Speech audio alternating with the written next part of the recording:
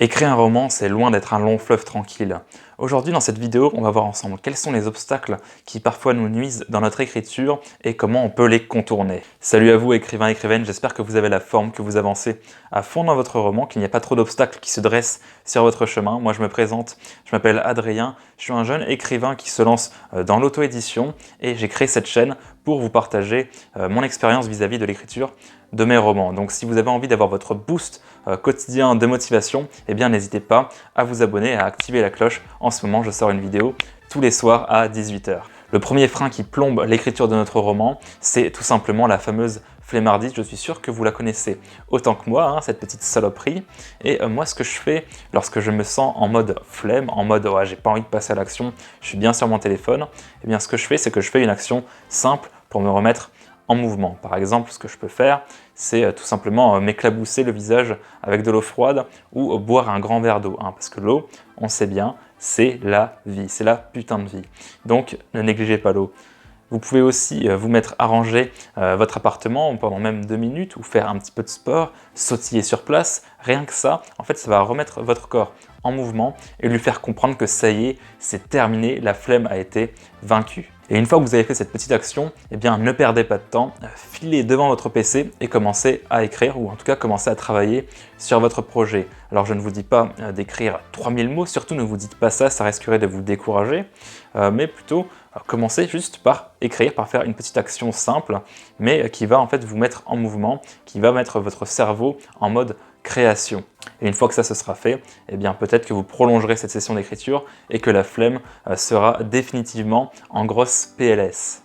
Le deuxième frein à l'écriture de notre roman, ça peut tout simplement être une mauvaise logistique. Par exemple, un ordi qui rame, le logiciel Word ou autre logiciel qui met 1 heure à s'installer, à se mettre en place, votre bureau qui pourrait être mal rangé, bref, tous ces petits soucis, tous ces petits détails en fait qui à la base paraissent un petit peu anodins, mais qui peuvent vraiment constituer un immense frein à notre écriture, tout simplement parce que quand on sait que notre ordinateur va mettre 2 heures à s'allumer, eh bien on va avoir moins envie d'écrire, on va se dire putain je vais encore devoir patienter pendant 2 heures, devoir patienter que Word se lance, bref. On ne va pas avoir envie de passer à l'action parce qu'on va appréhender en fait ce fameux passage à l'action qui risque d'être long.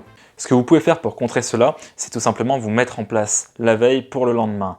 C'est-à-dire que vous pouvez ranger votre bureau, vous pouvez lancer votre logiciel d'écriture en avance pour qu'il soit prêt lorsque vous avez envie d'écrire. Vous pouvez allumer votre ordi en avance, évidemment. Vous pouvez aérer votre pièce pour avoir une température optimale pour être à l'aise lorsque vous allez écrire. Vous pouvez faire plein de choses, même ouvrir votre carnet pour qu'il soit prêt lorsque vous vous lancerez dans votre session. Ça c'est vraiment pour les gros flemmards comme moi qui ont même la flemme de tourner une page. Bref, vous pouvez mettre en place plein de choses, ça va dépendre de vous. Si vous avez les moyens et que votre ordinateur n'est pas terrible, eh bien pensez quand même à le changer parce que ça peut vraiment être un frein énorme, on ne s'en rend pas forcément compte.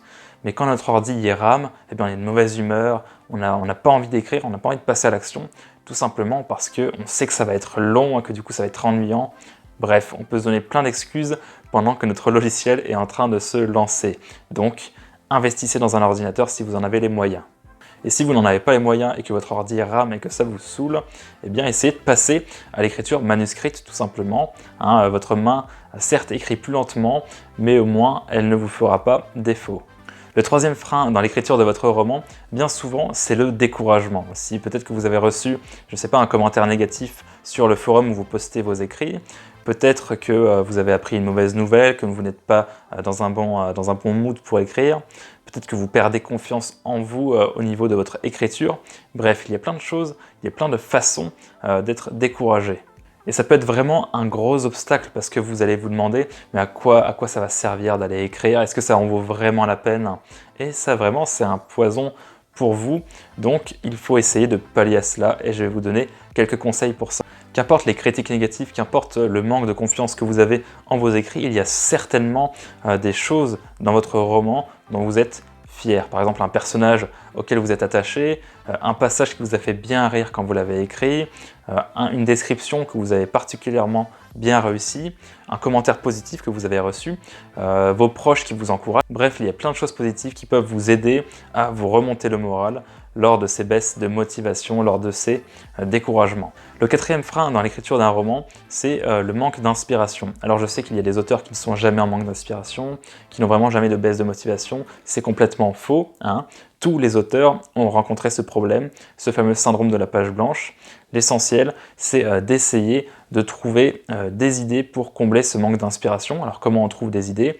Tout simplement en faisant des choses qu'on n'a jamais faites avant ou en regardant des choses qu'on n'a pas l'habitude de regarder.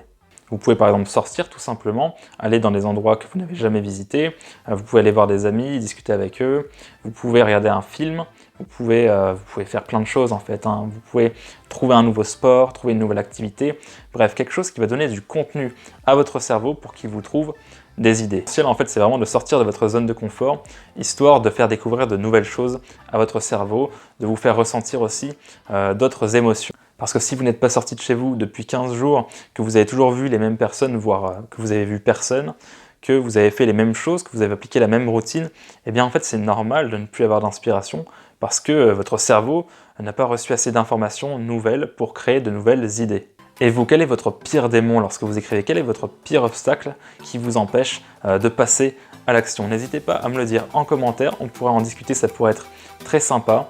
Je vous souhaite en tout cas une excellente journée, j'espère que la vidéo vous a plu, travaillez bien et surtout anéantissez ces putains d'obstacles, mettez-les en PLS s'il vous plaît. Allez, ciao!